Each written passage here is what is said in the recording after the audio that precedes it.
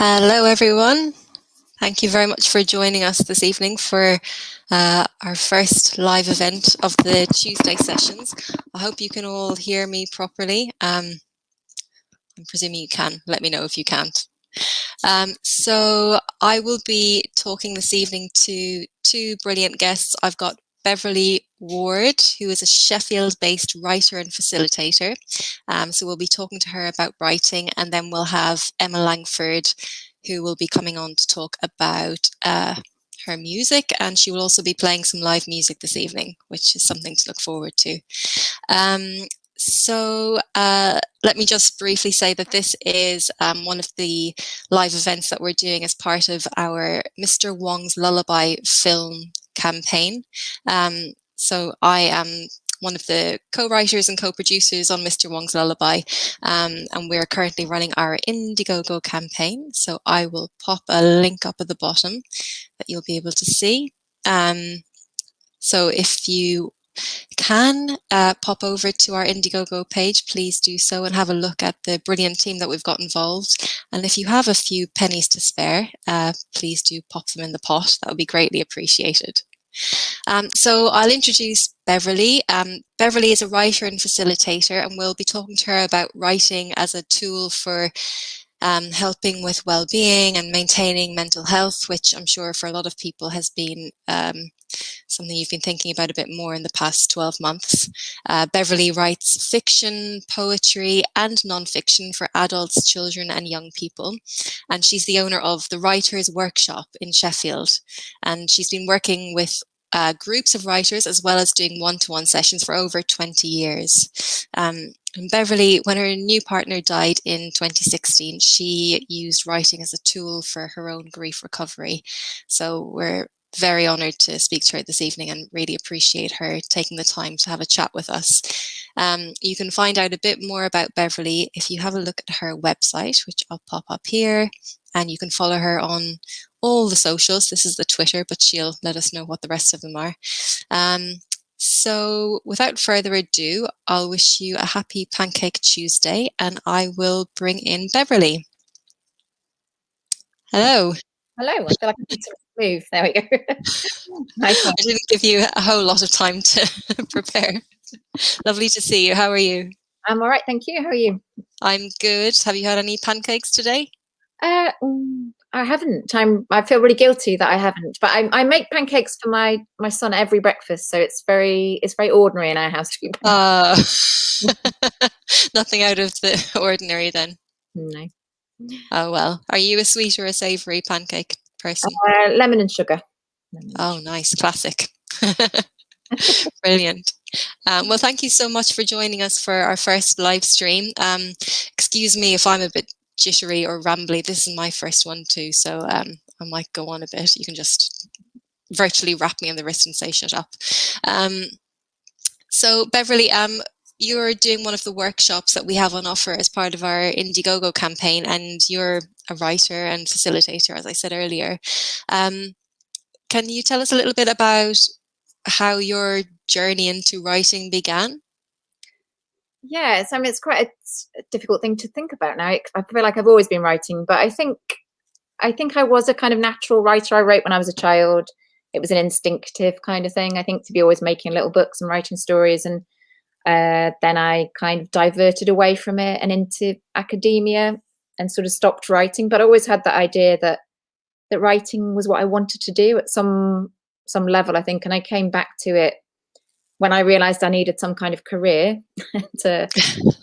which came as a real shock to me. I just kind of went to university, read poetry for 3 years, and then thought, oh no, I need to make a living. And well, yeah, and then I did a short course in writing, and then I went on to the MA at Sheffield University, and since then I've sort of got back into it really, and never really stopped. I've moved away from it and come back several times, but I basically always keep returning. I feel like it's what I was meant to do. That sounds cheesy. Yeah. No, that makes sense. Yeah, it's I suppose if you've got a calling for something, and if you can follow the calling, then brilliant. And something that I noticed on your website, which I found interesting, is you talk a lot about writing as something that you correlate with mindfulness and well-being, and you've got a beautiful quote where you say, writing is akin to mindfulness and has the similar benefits to meditation. It leads to a state of flow, being fully present and absorbed. It takes us to a place where we can be free to be ourselves and speak our own truth, which I think is lovely. And I wondered how you started to correlate writing with well-being and mindfulness.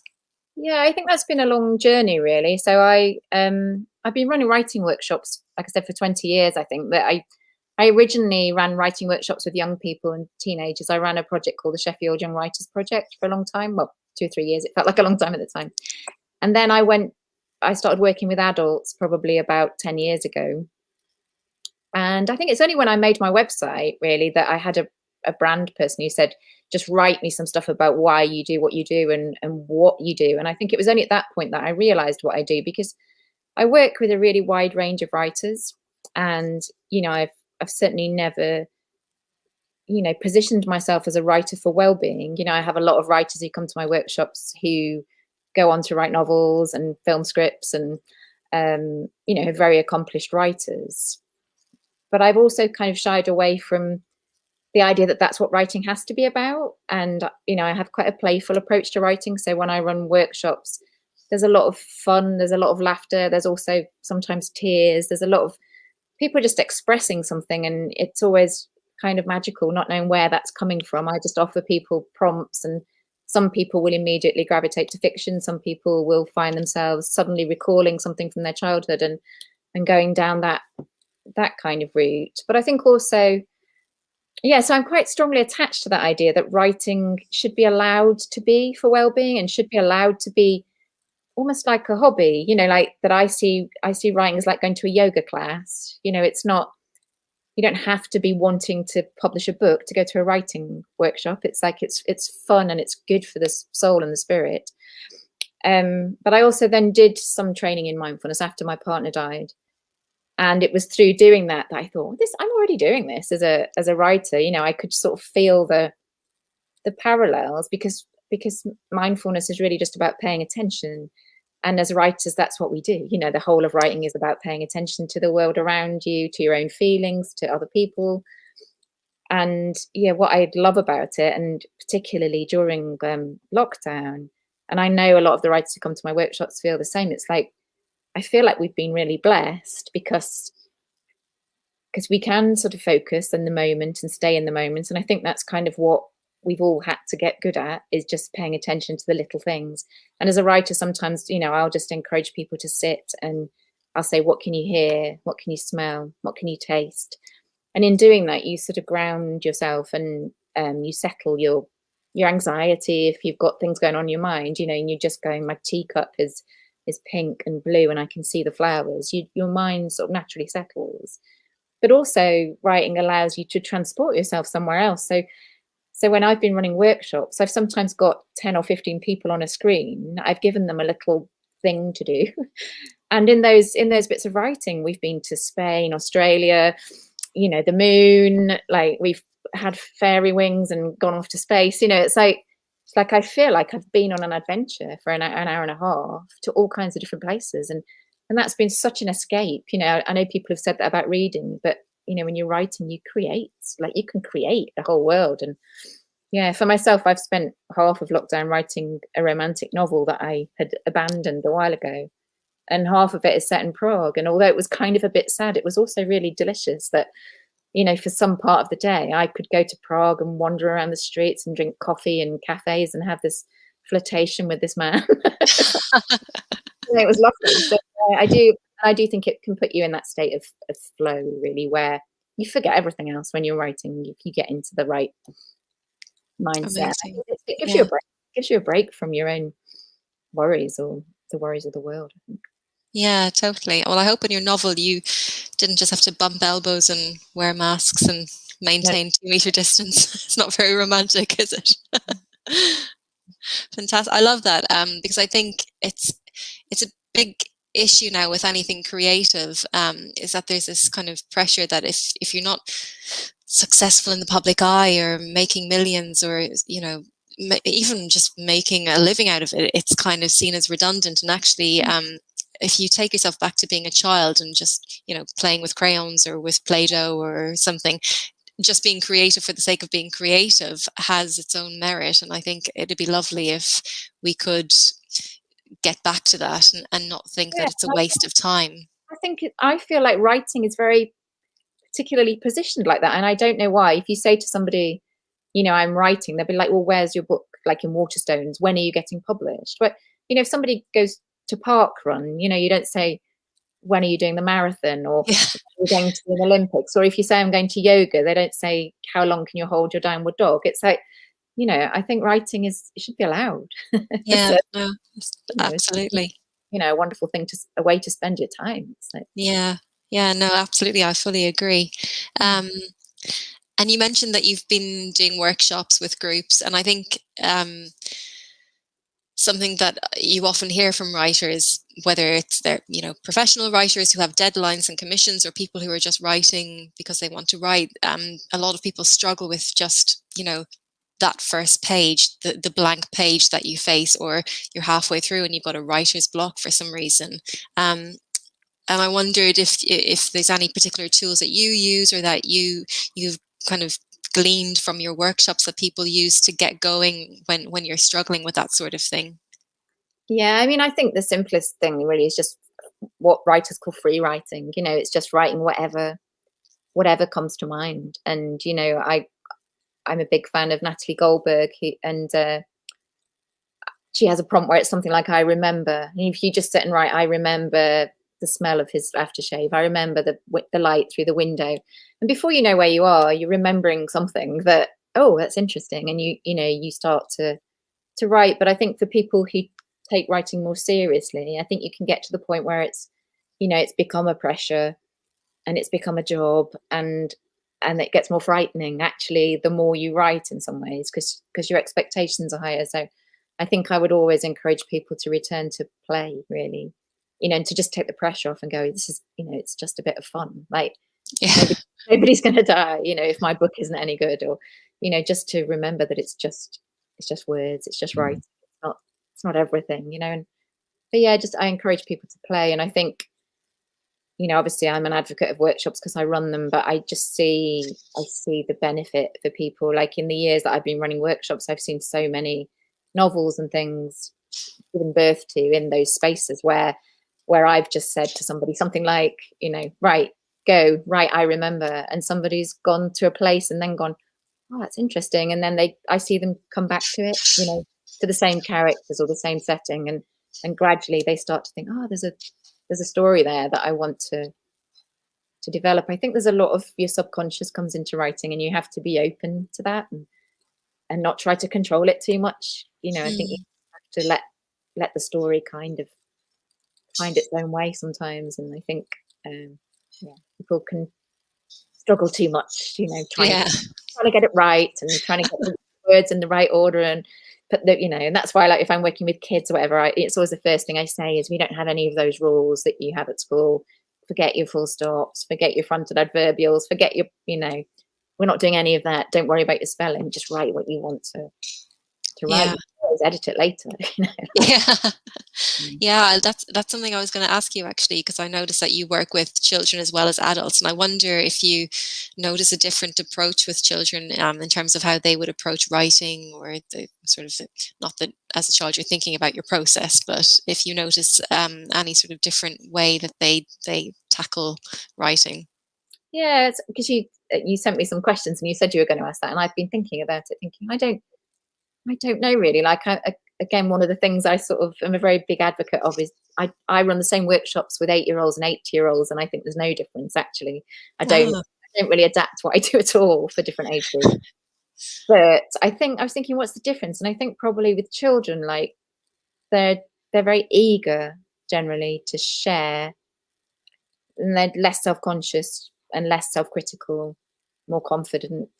Generally more confident. But then at the same time, I don't know, because I have a lot of concerns about the way writing is taught in schools now, and I do feel like I have to do a bit of, I think the process of writing is of unlearning the things that you've been taught are good writing. And I certainly found that myself, having done an English degree, you're comparing yourself to the greats, and there's always that kind of imposter feeling that you've got.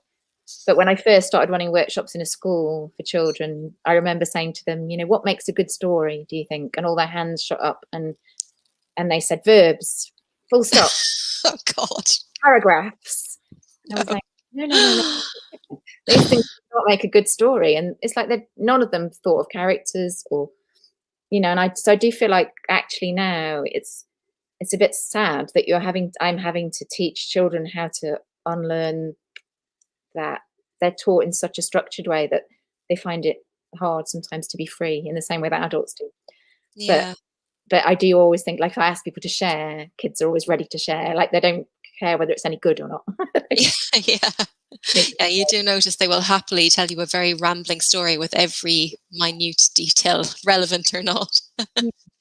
Yeah, it's funny. I remember my parents are probably watching this, and they'll remember when I was at school, we had a task to write a story with the title Lost in the Fog, which I misread as Lost in the Frog. So I wrote this epic story about wandering into some random place and jumping into a frog's mouth and discovering the belly of the frog, which wasn't quite on point, but as a kid you're like, great, run with it, whatever. I think it'd be really nice if kids could kind of just be allowed to play. And yeah, of course, grammar is important. I'm not disputing it, but as you said, you can always edit later. And something as well that I noticed reading about you is that grief and loss are a big part of what you deal with, and your novel Dear Blacksmith, which you've written, touches on this as well. Would you mind speaking a little bit about writing as a healing process or as a tool for dealing with grief or loss? Because I think that's something that this year has touched all of us in different ways, and touched some people in extremely tragic ways. And I think it'd be really interesting to have a chat about that. Mm-hmm. Yeah, so Dear Blacksmith is a memoir, not a novel. It's it's literally almost exactly sort of blog post that I wrote when my partner died. So my partner was a blacksmith, and it's called Dear Blacksmith because each of those posts was sort of addressed to him. And I, for me, it was just an instinctive thing to do. I think I didn't know, I've never been more kind of devastated than when he died. He died only a few weeks, months after my mum died as well. So, and I'd already lost my dad. So it was quite a brutal sort of loss, and it was very sudden. And I remembered I used to run a writer development organisation called Writing Yorkshire, and I'd met a poet there who was a widow, and she'd come to see me thinking of making a book of poems about her husband. And I just remembered her because I was thinking I was only in my 40s. I didn't know anyone who'd lost a partner. And I emailed her and just said, I don't know what to do, and she said that she had followed some writing prompts by an American called Megan Devine, who runs something called Refuge in Grief. And I just signed up straight away. And she every day for 30 days would send you a prompt to write from. And I just started doing that, once the kids were in bed. I'd just write for 10 minutes, half an hour. And then I couldn't stop, once I'd started. I felt like I had to just keep writing. It was quite sort of obsessive, really. I did it every day, for at least a year or more. And gradually my words kind of dried up. But I think that was kind of the process for me. And that's what was healing, And I've read a lot about grief since. And one of the things, somebody sent me a quote by Elizabeth Kubler-Ross, who's one of the really famous kind of grief. I think she's the stages of grief. Oh, yeah. Person, but saying, in order to be healed, grief has to be witnessed and the story has to be told. And I think bereavement counselling, can do that. And I also had a lot of that. But I think particularly because our relationship was really new and my partner and I didn't have any very few mutual friends. Nobody knew him. Nobody knew me. There was nobody who'd shared our relationship.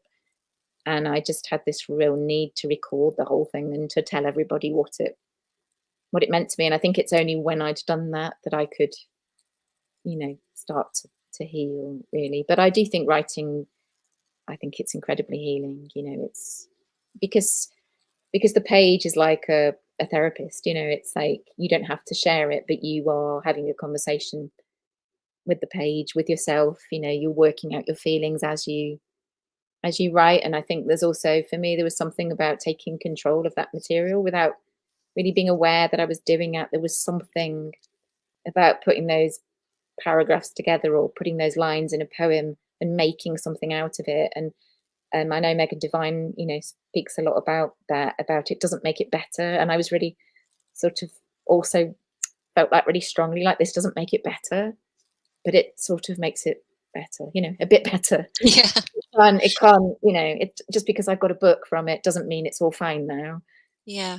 But there is something about that process of collating it, ordering it, expressing it that I think is healing. And I would always advocate writing as a healing tool. Yeah, I mean, that makes sense. I know it's something that does happen, or it's a tool that exists within therapy where someone is given the opportunity to just write everything down. And even if you tear it up or burn it or throw it away, at least you've kind of almost exercised some thoughts in a way, which validates them. Because I suppose when things are just in your head, and with anything traumatic or emotional, it can be quite difficult to allow yourself to validate them. But at least by getting them on paper, you're giving yourself a bit of freedom to express whatever. I think just getting them out of your head actually as well, you know. And I mean, certainly there is research that's been done that I've read, and I couldn't quote who did it, but they did research where they said that writing about a traumatic event 4 days in a row kind of it's like the post-traumatic stress symptoms are resolved after 4 days of writing about a traumatic event. So it is really powerful, I think. But it's also I think you need to be careful with it. Like, and I wasn't careful all the time. You know, I was taking myself to very dark places on my own. You know, I think, you know, that's why I think it is also useful to do it within a therapy kind of context sometimes. But because it can be triggering, I suppose. You know, you're bringing stuff up, and I think, I think that's what's kind of interesting about being a writing facilitator. You know, and the fact that I don't sort of position myself as any particular kind of facilitator. You know, that in a workshop that I'm running, I think people feel it's okay to bring those stories of sadness and grief to my workshop because they know I relate and that I can hold that space for them. But equally, the next minute we might be writing about fairies and, you know, and laughing, and that all of the emotions are in that space. You know, it's not. I have run workshops just about grief, and I do sometimes. But yeah, I think you can't. Whatever kind of writing you say you facilitate, it's always unexpected. You know, so people will always bring themselves to their writing, and that could be anything. And I think none of us know when we show up, like what's gonna emerge. And I you know, I love that. I love the fact that all of the human emotions are in that space. Yeah, and there is that. I suppose that's the beauty of being human, is the unpredictability that, and also with anything, with grief or joy or whatever it might be, it isn't that you have predictable stages of any process, that you might fluctuate hugely, almost like a pendulum, from total elation to then feeling guilty about being happy to then feeling extremely sad. And I think I know that a lot of people do look at that kind of concept of the stages of grief, and actually, you know, that's not necessarily a kind of a one-fits-all type scenario, and most of us probably have a very different approach to grief and loss. Well, you know, I think this year as well, it's been people losing their way of life, people losing careers, people losing contact with loved ones, people losing loved ones, and for most of us not having any of the normal facilities to deal with it that you would normally have, just not being able to give someone a hug or you know, any of the normal things. And it's nice if you can cut yourself some slack and appreciate that things might not happen how you expect. Yeah, absolutely. And I think you can be both, you know. So like, it's 5 years ago for me And I think you can be both, you know, and actually the two things do go together. I'm probably a more joyful person now than I was before Paul died, but that doesn't mean I'm over it, or that I've forgotten about him, or that I'm not still sad. You know, it's like I carry that sadness along with the joy, and I think that's what happens with grief. You have a heightened sort of awareness of the, you know, the preciousness of everything. But yeah, I also think that for me, although it's been a really difficult year, I sometimes think I maybe found it easier than some people because I'd been through that experience, because I kind of I knew how to get through it, I think. And I knew that it's like, you know, just boiling things down to very simple things, like, you know, getting outside, looking at the trees, writing something, you know, like just the little things. I knew how I survived the worst. And so you can put those strategies back into place. But yeah, I think that there will be like a period of collective post-traumatic stress, I think. Yeah, definitely. We'll just have a massive group hug worldwide after all of this. And Beverley, obviously you're one of our brilliant ambassadors who's supporting Mr. Wong's lullaby. Is there anything else going on for you at the moment? Any, you know, I mean, I know that you're very active all the time, as I can see from your social media and your website and everything. What are you up to at the moment? Well, I'm just about to edit my romantic novel set in Prague.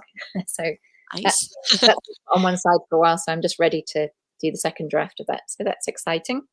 And I'm also making a book of writing prompts for children, like for quite a, you know, often people say, where's the book?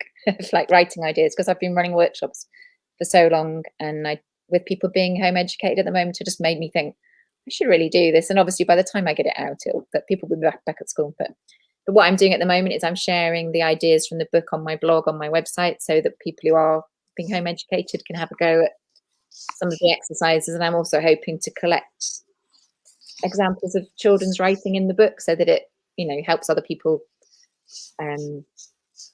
gives them ideas. What else am I doing?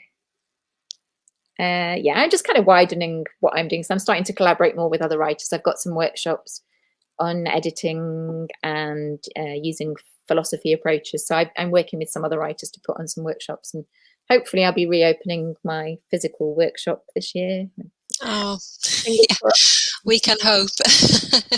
So, busy. Yeah, it sounds like you're very busy. You know, I run weekly workshops that anyone's welcome to come to, and I run kids workshops as well, all on Zoom at the moment. So.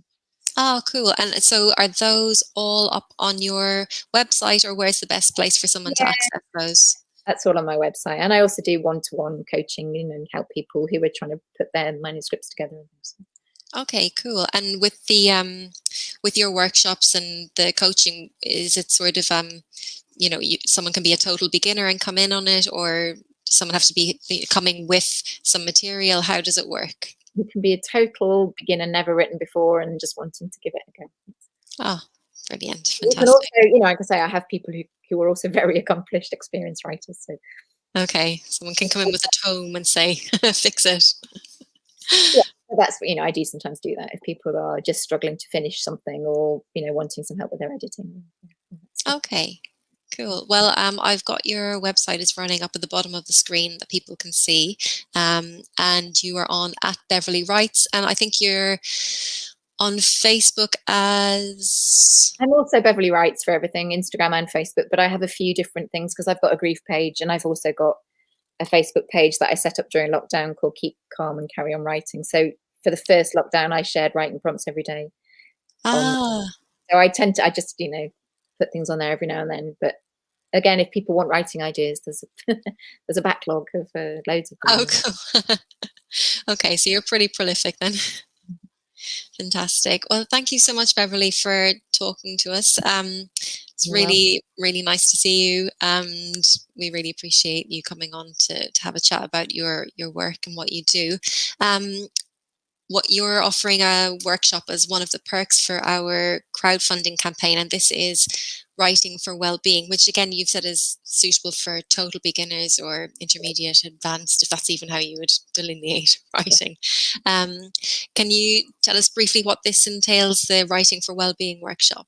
I mean, it'll be very similar to the workshops I typically run. I suppose it would, it will have some of that kind of mindful element of paying attention to the moment and to the detail, but also some free writing and expressive writing and some playful writing, because I think that's part of the well-being, is the escape and the fun and the connection and the community, so it will be, it's magic. I mean, it's magic. I always describe my workshops as magic. Sounds magic. You've recently done a costume week, haven't you, or a dress-up week where you had some pretty magical looks going on. Yeah, my birthday week, so I dressed up all week. Nice. Well, happy birthday, belatedly. And thank you so much, Beverley. I will leave you to pancakes or no pancakes. Thanks a lot. And take care. Good luck with the campaign. Thank you. Bye-bye. See you soon. Bye-bye. Great. So that was Beverley Ward, brilliant writer, facilitator and coach. She was from Sheffield, but all of her stuff at the moment is online, so you can access that wherever you are in the world or whatever time you are in the world. And do have a look at her website and check her out on social media. She's got some really interesting stuff up there. So I'll just pop up our page again. So this is our Mr. Wong's Lullaby handle. So if you want to check us out there, we've got the link to the Indiegogo campaign, where if you want to do a workshop with Beverley, or we've got some other workshops up there as well, you can buy them. And this week we're also offering a free mug to go with your workshop, so you can fill it with tea or your beverage of choice. So our next guest is Emma Langford, and we have the same name. We are of the same DNA and family. So Emma Langford hails from Limerick in the southwest of Ireland, arguably one of the finest songwriters and vocalists to emerge from Ireland in recent years. Emma Langford earned the title of Best Emerging Artist in the RTÉ Radio 1 Folk Awards in 2018. Amongst many other things she's been doing over the past 12 months, she also recently released her cover of Janis Ian's At 17 to huge praise. And Emma will feature as a vocalist on our film score for Mr. Wong's Lullaby, the score which is being created by Marco Cardan. So let me bring Emma on. Well, what's the crack? Crack is mighty. How are you? Imagine if you'd never told me that I was doing the soundtrack and you just like sprung it on me in front of all these people on the internet. By the way. Meant to ask you, actually. Would you be up for doing that? Yeah, no, for sure. You have to know. Cool. That was lovely. It was a lovely chat. It was a lovely chat. Yeah, Beverley is great. She's she's very, as I said, very prolific and does some brilliant work. So everybody should check her out. Indeed. Yeah, it's kind of like looking in the mirror, but you've got less hair than me now. You recently shaved half of it off. I did, yeah. I got bored the other day. I got up on, I think it was Valentine's Day actually, and I was going to just trim it. I was going to just like tidy it up a little bit. And I popped my head in the door to Kennedy and I was like, hey, is your shaver in the bathroom? And he was like, yeah. I was like, cool. Nothing, no reason, nothing. And then I disappeared for a while he was working. And then I popped my head into the sitting room while he was playing guitar and handed him a mirror. And I was like, I need you to do the back. And he was just like, what the fuck? This is where I need a bleep. No profanities allowed. This is a family show. Yeah. Well, it's very nice. Very, very nice. Well, thank you. I really like it. Emma is also available for hairdressing as well as serenading if anybody needs any. I am. My dad, my mom and Claire's Barbies when we were kids can vouch for this. Yeah. I'm a pro. Absolute pro. So other than, becoming the new hairdresser of Limerick, what have you been up to? Something really fun actually. I'm about to share a video on my Facebook page tonight or tomorrow morning of a video of myself singing at home. It's a song from a musical which I'm in.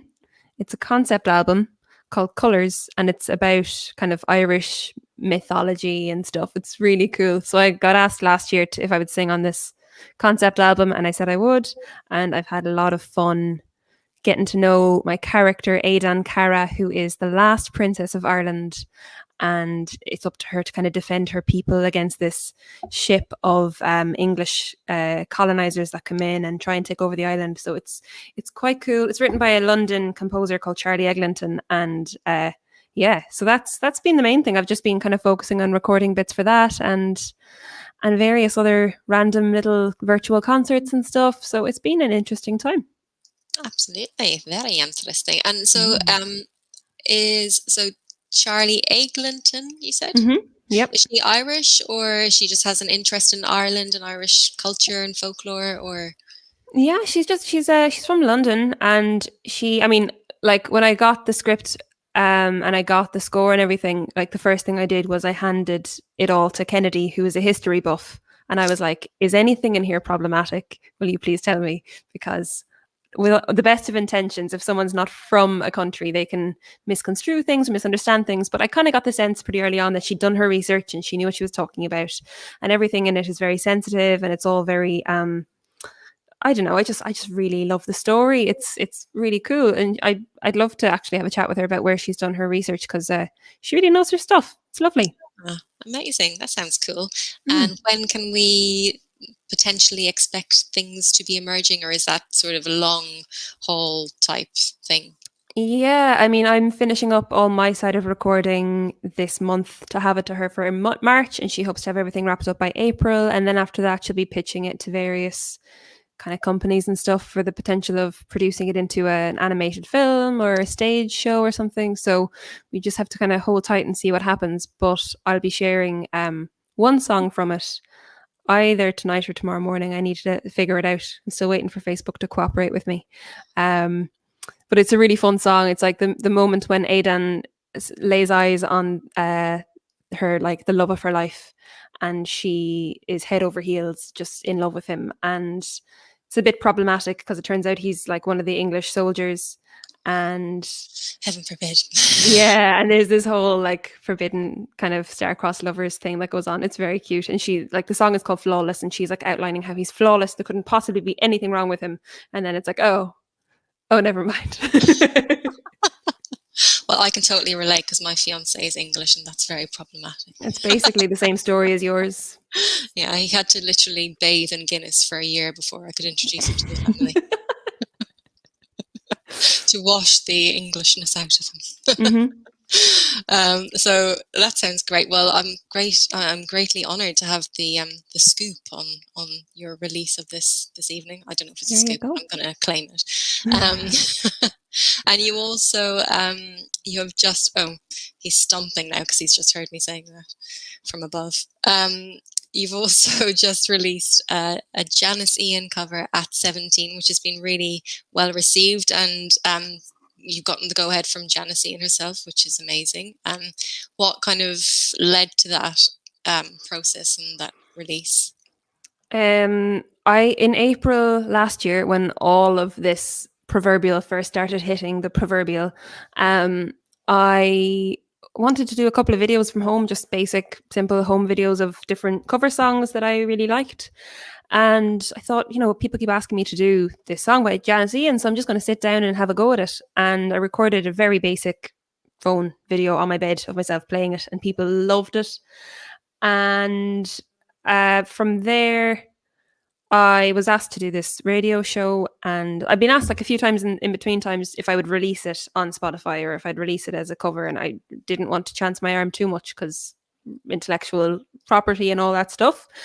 But in the interim, then I had been talking to Janis Ian herself, because she was putting together this project called the Better Times Project, which is a lovely, uplifting effort to create a global community of artists and just cheer people up a little bit with the idea that better times will come. So she emailed me, having been referred to me by a friend in the US, Sean Timmons, who's a DJ.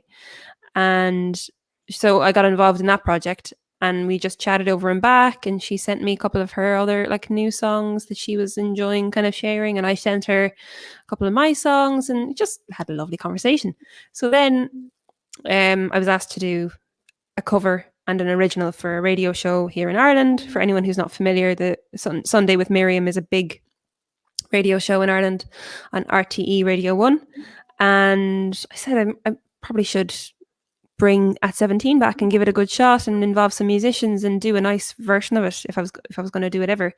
And it just all kind of snowballed from there. And my producers came on board and were like, here, we'll fix that up for you for general release. And yeah, so that's kind of the long and short of it. Awesome. And is there a video coming with At 17 or? Yeah, that's the intention. I've put out a shout to kind of Leaving Cert students. So Leaving Cert, for anyone who's not from Ireland, is like 16, 17 years old generally. Kids who are just finishing the second cycle of school and about to go into university. And I've asked them to share like little videos of themselves talking about something they learned in school that has helped them progress in life, or that's made their life easier, something they want to share with their peers. So I'm just going to make like a montage video of different kids sharing those messages about what they learned at 17, essentially. The tricky thing is I have to go through teachers and parents to get those videos. So it takes a little while to put it all together, but we'll get there and we'll have a gorgeous little video then in a couple months' time of all these wonderful young people who've had a really shite year, getting a chance to reflect and celebrate something they learned. Ah, cool. And Emma, what did you learn at 17? Do you have a message or a take from 17-year-old Emma? I mean, I feel like I'm currently in my I think 31 is the new 17, really. So try 36. I don't know, actually. Secondary school was really hard. I found secondary school really difficult. So I think a big thing, we're really lucky to have had like mom and dad always really encouraging us to sort of stay true to ourselves, I think. And whoop whoop, big up the Lankford clan. Parents. So I think like mom used to always say like ad nauseum, to thine own self be true. And I think I held on to that from when I was 17 and kind of stuck to my guns, difficult as it was, and retained my unique sense of weirdness. Perfect. Message to all 17-year-olds, retain your unique sense of weirdness. You'll be grand. Brilliant. Well, without further ado, Emma, I will hand the screen to you. So you are going to do some melodic singing type actions. Something like that, yeah. And I'll let you explain what you're going to sing and explain what they're about and all that jazz, and I'll disappear and stuff. Perfect. So yeah, myself and Claire don't get to spend too much time together because she's lived in London for about 15 years. So not many people have seen us in the same room at the same time. So tonight is definitive proof that we do both exist. So I'm going to do a song now. I put out a shout out to some of my followers asking them what I should do tonight, bearing in mind that the themes are around grief and loss and bereavement and trauma and all these kind of things. And mom and dad just commented on YouTube saying, so that's what went wrong. Thanks, mom and dad. Appreciate it. So I decided on two songs. The first one is called Tug of War. And I'm going to do a different kind of a rendition of it to a version that anyone who knows my music might know. This is kind of an a cappella version with a drone behind it, because I wanted to sort of settle into the meaning of the song, which is it's all around anxiety, and a lot of people who are fans of my music have found this song really helpful through kind of grief. I wrote it when I was just about to throw in the towel on music and I was really not feeling good in myself. And I found it really helpful just to sing these words over and over again, basically. So let me see if I can get this thing going. I have a little Bluetooth speaker here. It's going to make a big bloopy noise. bloop, bloop, bloop, bloop. But it's just nicer than playing it through my phone. I hope you're all doing well. Drop a comment if you've tuned in. Be lovely to hear from you. Okay, is this working? Oh yeah, there we go.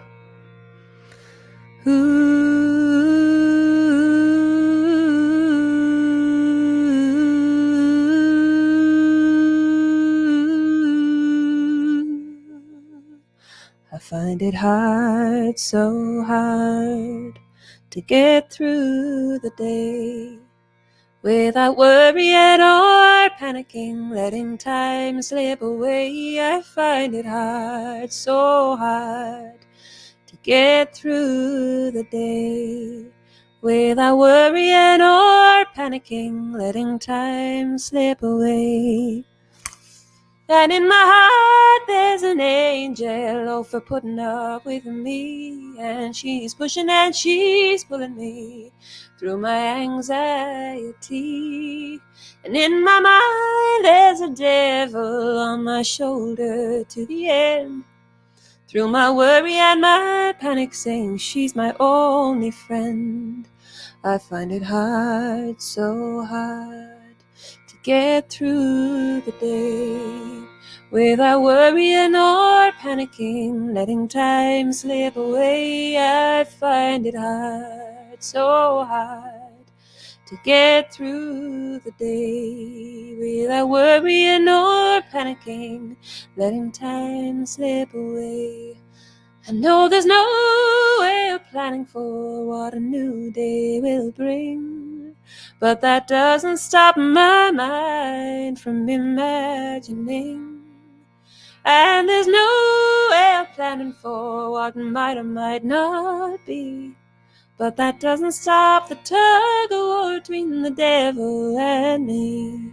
I find it hard, so hard, to get through the day without worrying or panicking, letting time slip away. I find it hard, so hard, to get through the day without worrying or panicking, letting time slip away. And I tried to keep reminded of the here and the now, but I just can't find the patience to silence the drought. And I tried to keep reminded of the here and the now, but I just can't find the patience to silence the doubt.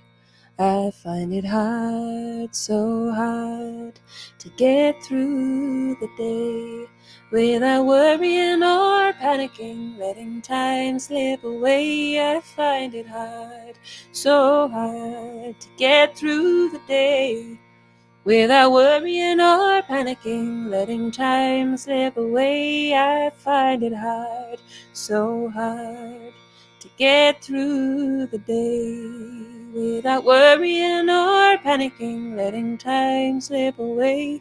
I find it hard, so hard, to get through the day without worrying or panicking, letting time slip away. So that was Tug of War, a very unique version of it, especially for Mr. Wong's Lullaby team at Rookie Films. I'm going to do a song now, which is called The Winding Way Down to Kells Bay. Anyone who knows me will know this song quite well. Thank you, Evan, for tuning in. I'm so glad you liked it. That was especially for Evan and for Gina, who recommended or who requested the song. I'm going to follow it up now with a song called The Winding Way Down to Kells Bay. And this is a song that's very personal to my family, to me, to Claire. This is about my granduncle, Emma Langford, who lived in South Kerry. He was a really interesting character. He did loads of amazing stuff in his life. Apologies for any random noise from the microphone while I move it. There we go. Hello, Manu Rivas. Hello, Mikey Doherty. Hi, everyone, for tuning in. Hi, Jean. So my grand uncle was a teacher and an entrepreneur and a philanthropist and a businessman and a bit of a saint and a wonderful singer and just a character, a real character. He lived in South Kerry, which is in Ireland, and his particular little part of South Kerry was called Kells Bay. And Kells Bay is this gorgeous little bay, you know. It's leads out to the water. But the road down to Kells Bay is this dangerous loop-de-loop all the way down from the cliffs to the sea. And as you head down that road, you're surrounded, you're roofed, you're blanketed in by trees. And the area is a dark sky reserve. So at nighttime, that means they can't have any unnatural light. So it's just beautiful pitch black skies, and you can see all the stars. And it's just the most incredible place. And Eamon spent most of his life there from the mid-60s with his late wife, Breed, in a yellow house on a hill, very near the sea. And most days he would go down the hill from his house and he'd go into the water for a swim. And he would take the salt water in his hands and he'd wash it up into his face and he'd breathe it in. And he had a load of friends in the area who all loved him very dearly. And when we visited him in 2018, we got to go to a session or a sing-song in the local pub, in his local, called the Corner House. And the idea of this specific sing-song was that everyone brought a song, a local song that they knew off by heart. And they wanted to preserve the tradition, the local tradition. So they would sing the song together, and I was invited along, and I didn't know any local songs because I'm not from there. And I felt very out of place, but they made me feel really welcome and really encouraged me to sing and to take part, which was beautiful. And the next day, my grand uncle Eamon went for his usual swim in Kells Bay, and he had a heart attack and he died. And in the weeks after it, I was really grateful to have been there the day that we lost him. He was, he was in the place that he loved and surrounded by people he loved. So it felt like he went on his own terms, and everyone rallied around everyone else and took care of each other. And at his funeral, I sang songs that he loved during his life. And I was joined by Sean Garvey, who is a violinist, who's a very good friend of Eamon's, who played a few tunes. So I wanted to write something in the weeks following that would celebrate all of those things and would try and capture some of that heart and spirit. So The Winding Way Down to Kells Bay was written as a pub sing-song, kind of a tune with an instrumental break for violin, which hopefully someday Sean Garvey will play along with me. And it's dedicated to anyone who is grieving right now. I think we're all in a state of grief, a suspended grief maybe, or disenfranchised grief, but grief. So this is The Winding Way Down to Kells Bay, and I'm going to sing it for all of you, but I'm especially going to sing it to my family.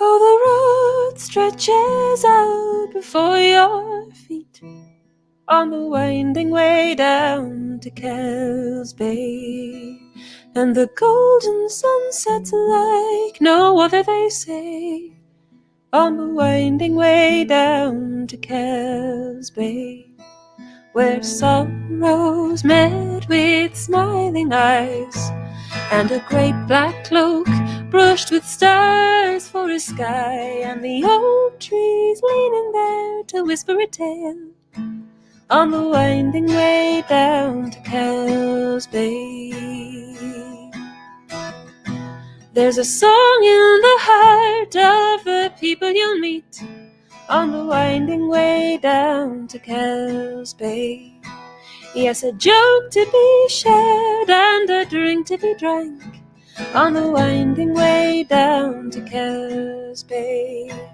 And the green Kerry hills overlooking the sea, and the fuchsias are blooming so brightly and sweet, and the ocean could carry our worries away on the winding way down to Kells Bay.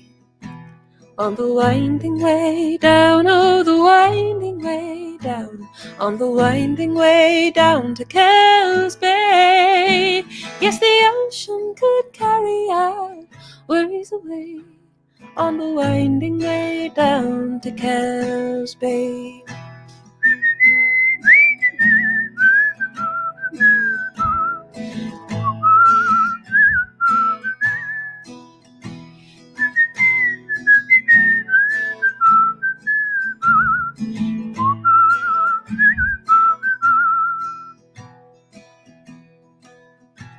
There's a saint on the hillside at Bui, on the winding way down to Kells Bay. Lannis Chocolate, the story, Nagus, Lake the Ski, on the winding way down to Kells Bay. And when the bell rings, then we'll all head away on the winding way down to Kells Bay, where the ocean could carry our worries away on the winding way down to Kells Bay. And we'll stop for the chat and the owl cup on tea on the winding way down to Kells Bay. And the golden sun sets like no other, they say, on the winding way down to Kells Bay.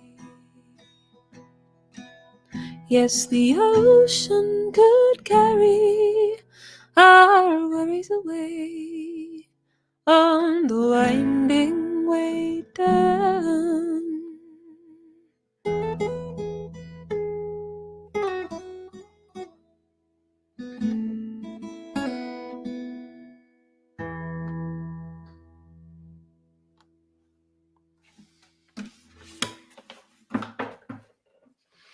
So that was the winding way down to Kells Bay. And the way it would usually work at those sing-songs is the minute you finish your song, you let it settle and then you pass the guitar on to the next person so that nobody makes you sing another song. At least that's the way I do it.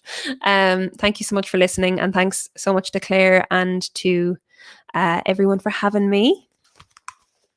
Hello, you're muted.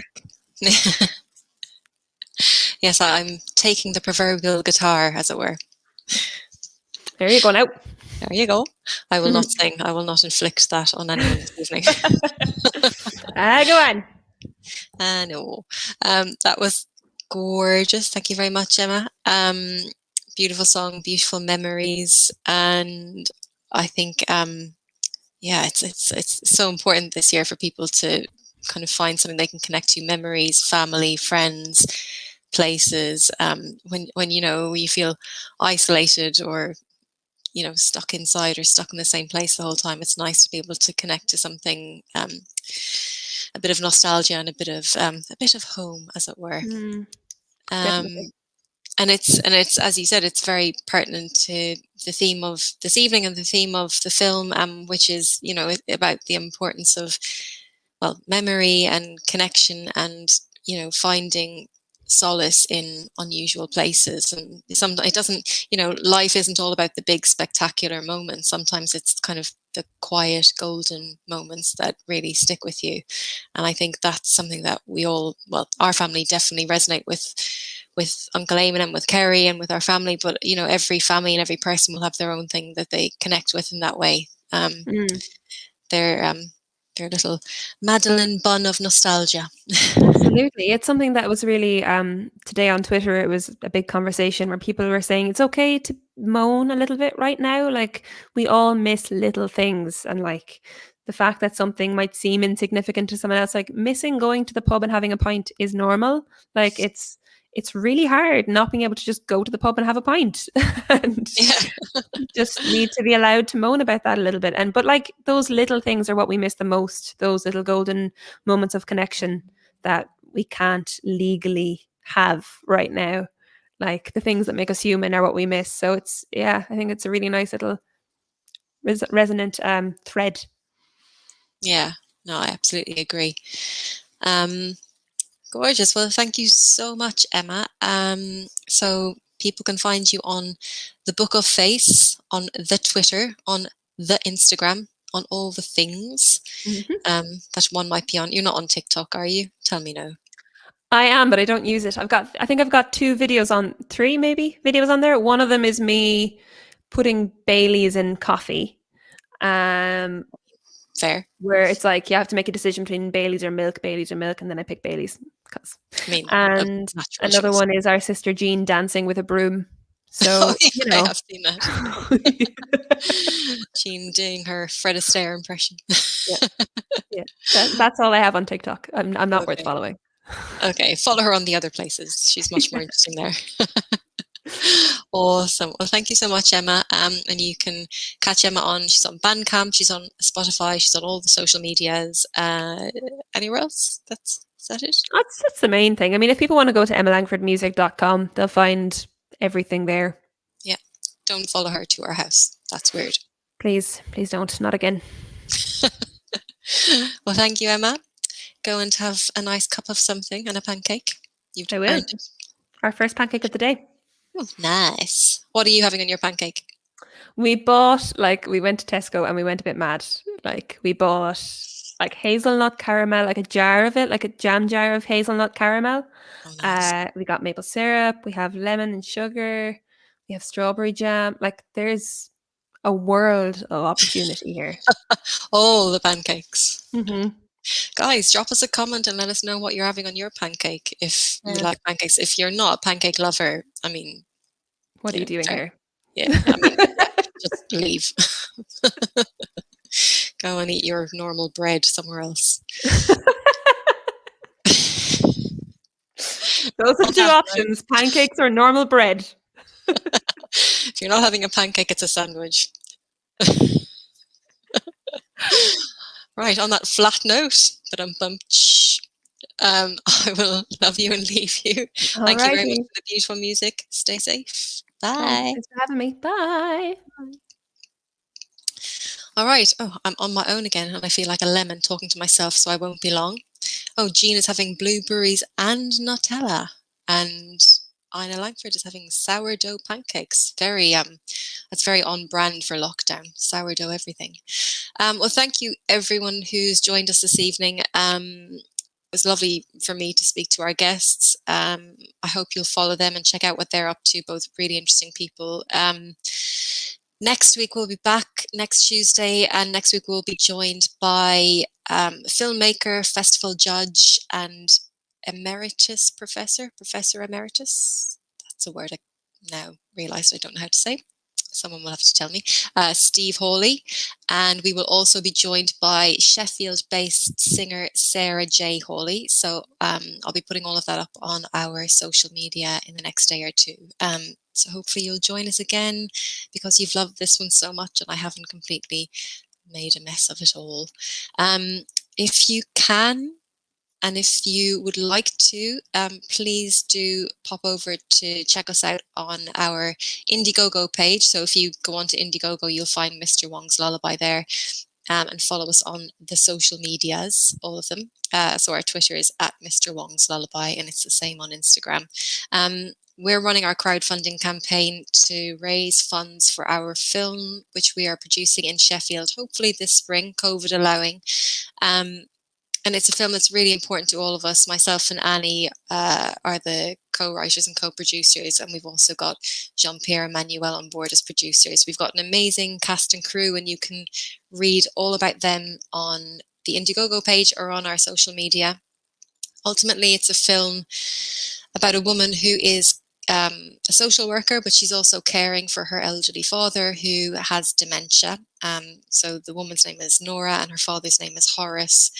He was a prisoner of war and he suffers with bouts of PTSD as well as quite distressing episodes with his dementia. But it sounds pretty grim. It's got a lot of humor to it, a lot of humanity, and ultimately it's about ordinary people just trying to get through the day and finding, solace in very ordinary places. So it's about kindness, it's about friendship, and it's about how we can all sort of have a peek behind closed doors and look at what's going on with our friends, our colleagues and neighbours, and maybe think about how we can be, how we can offer our kindness to people. Right, so I won't hold you any longer because I'm sure you all want pancakes now after all that talk about pancakes. So thank you so much. Thank you for joining, and stay safe, stay well, and I'll hopefully see some of you next week. Bye-bye.